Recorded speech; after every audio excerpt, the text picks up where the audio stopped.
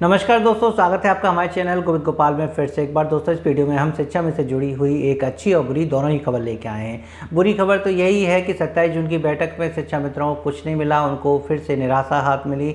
27 जून की बैठक हो गई, उनके मानदेय वृद्धि को लेकर कोई अपडेट नहीं आई। अभी तक ये अंदाज़ा लगाया जा रहा था कि उनकी फाइल आगे बढ़ा दी गई है गोपनीय तरीके से और कैबिनेट बैठक में प्रस्ताव पास हो सकता है। माननीय मुख्यमंत्री जी मोहर लगा सकते हैं शिक्षा मित्र मानदेय वृद्धि पर। लेकिन आज कैबिनेट बैठक भी हो गई, सभी मुद्दों पर बात हो गई, लेकिन कैबिनेट बैठक में कहीं भी शिक्षा मित्र मानदेय वृद्धि का जिक्र भी नहीं हुआ है। तो यहाँ कहीं ना कहीं अफसोस है कि इतनी हलचल होने के बाद भी ना तो बैठक में कुछ ऐसा हुआ और ना ही कैबिनेट बैठक में ऐसा कुछ हो पाया है। लेकिन बैठक में बिंदु पर चर्चा तो हुई है, शिक्षा मित्र मानदेय वृद्धि पर चर्चा तो हुई है, लेकिन इसको लेके आगे क्या हो सकता है, क्योंकि 12 जुलाई को इसकी फिर से बैठक है।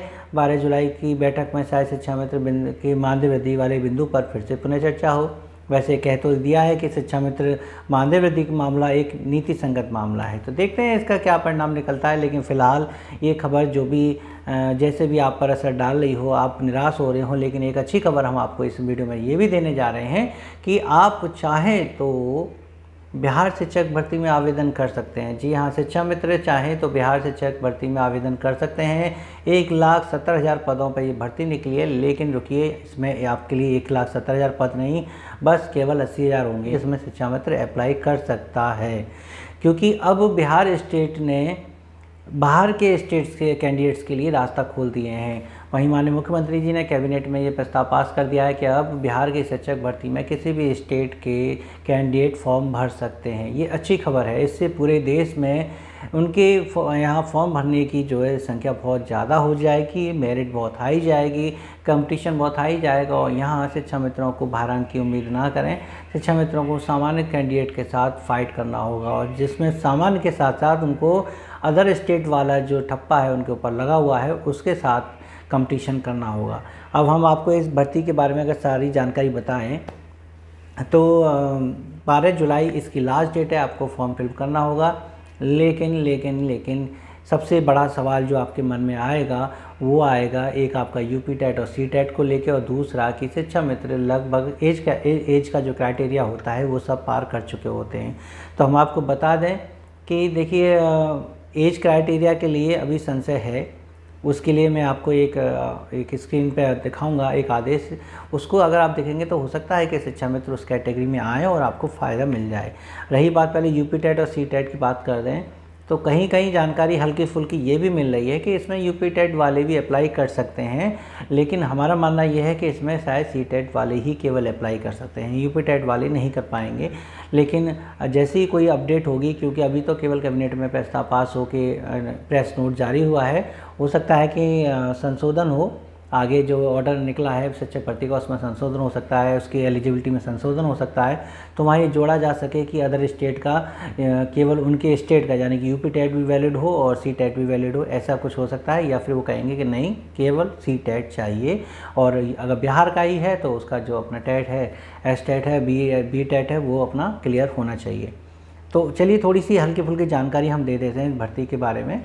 1,70,000 के करीब पदों पर ये भर्ती होने जा रही है, और इसमें अलग अलग कैटेगरी के अलग अलग पद दे रखे हैं। ऑनलाइन आवेदन करना है, और इसकी आधिकारिक जो साइट है वो bpsc.bis.nic.in है। इस पर जाके आप सारी जानकारी ले सकते हैं। आप देख सकते हैं प्राथमिक शिक्षक के लिए यहाँ 79,943 पद हैं, जो 12वीं पास और प्लस प्रशिक्षण वाली डिग्री होनी चाहिए। माध्यमिक शिक्षक के लिए जो है 32,916 पद हैं, और स्नातकोत्तर के लिए 57,602 हैं। लेकिन हम आपको ये भी क्लियर कर दें कि बाहर के जो लोग हैं वो केवल प्राथमिक शिक्षक का ही फॉर्म भर सकते हैं। शैक्षिक योग्यता में 12वीं ग्रेजुएट, पोस्ट ग्रेजुएट, बीएड है, जो हमने लेवल बताए थे इसके अकॉर्डिंग है। तो आप 12वीं प्लस ग्रेजुएट, 12वीं प्लस जो आपकी एजुकेशन की डिग्री यानी बीएड या बीटीसी है, उससे आप फॉर्म भर सकते हैं। आयु सीमा यहाँ 18 से 35 वर्ष दिखा रहे हैं, और आयु में छूट मानदंडों के अनुसार है। इसी पर हम बाद में बात करेंगे। आगे देखिए कि अगर आप सामान्य वर्ग के हैं तो आपको 950 रुपये, ओबीसी हैं तो 950, और SC ST हैं तो आपको 400 रुपये इस फॉर्म फिलिंग के देने होंगे। यदि सूचना 31/5 को जारी हुई थी, 15/6 से आवेदन शुरू हुए, और 12 जुलाई इसकी लास्ट डेट है। और इसके लिए जो डॉक्यूमेंट चाहिए वो इसमें एजुकेशन सर्टिफिकेट, पहचान पत्र, जाति प्रमाण पत्र, निवास प्रमाण पत्र, जन्मतिथि प्रमाण पत्र, पासपोर्ट साइज फ़ोटो चाहिए होंगे। तो और भी डॉक्यूमेंट चाहिए, लेकिन अभी फ़िलहाल हम आपको ये बता दें कि इसकी जो परीक्षा होगी वो लिखित परीक्षा होगी, 150 नंबर की परीक्षा होगी और उसी की मेरिट बनेगी। फिर लास्ट में आपकी डॉक्यूमेंट जो है चेक होंगे, यानी एक तरह से काउंसलिंग होगी और वह जब आपका चयन होगा। इसमें कोई भी इंटरव्यू नहीं है। तो ये तो बिहार भर्ती से संबंधित हमने आपको सामान्य जानकारी दे दी है। इससे संबंधित आपके दिमाग में और भी कई सवाल आएंगे। पहले हम जो थोड़ा थोड़ा क्लियर कर दें कि यूपी टेट वाले अगर नहीं ले जाते हैं तो जो शिक्षा मित्र सी टेट पास हैं, जो अनुदेशक सी टेट पास हैं, वो इसको फॉर्म को फिल कर सकते हैं। लेकिन सी टेट के लिए हम आपको बताएं कि बाहर के स्टेट के जो कैंडिडेट होते हैं वो उस स्टेट के लिए एक जनरल कैटेगरी के माने जाते हैं, यानी कि आपका वहाँ जाति प्रमाण पत्र किसी काम का नहीं है, कोई महत्व नहीं रखता है। इसलिए आप जनरल कैटेगरी में आते हैं। तो अगर आपने सी टेट में 82 नंबर पर लाकर पास हो गए हैं तो वो आपके लिए फेल की मार्कशीट मानी जाएगी। अदर स्टेट में वो किसी काम की नहीं है, क्योंकि वहाँ आप एक जनरल कैटेगरी के होंगे और जनरल कैटेगरी के लिए सी टेट में 90 नंबर लाना ज़रूरी है। तो अगर आपके पास सी टेट का जो रिज़ल्ट है वो 90 से ऊपर का है, चाहे किसी भी कैटेगरी के हों, SC OBC ST किसी की भी कैटेगरी के हों, 90 से ऊपर नंबर हैं, तो ही वो सर्टिफिकेट आपका काम का है अदर स्टेट में, यानी बिहार में।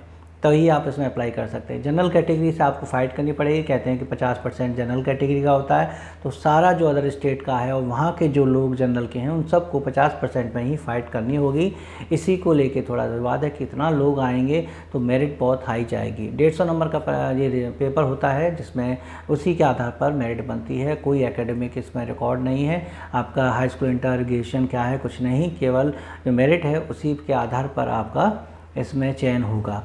आप सोच रहे हैं कि मैं 9 से लेके हाई स्कूल और 11th और 12th को फॉर्म भर दूं, तो इसके लिए एस्टेट होना ज़रूरी है, जो केवल बिहार में रहने वाले लोग ही करते हैं। यानी एक तरह से उनका सुपर टेट एग्ज़ाम है जो वहीं के लोग करते हैं। तो बाहर के स्टेट के लोग 9 से लेकर 12 तक का फॉर्म नहीं भर सकते हैं। उनके लिए सिर्फ प्राथमिक स्कूल के जो शिक्षक हैं उन्हीं का ही केवल रास्ता साफ है।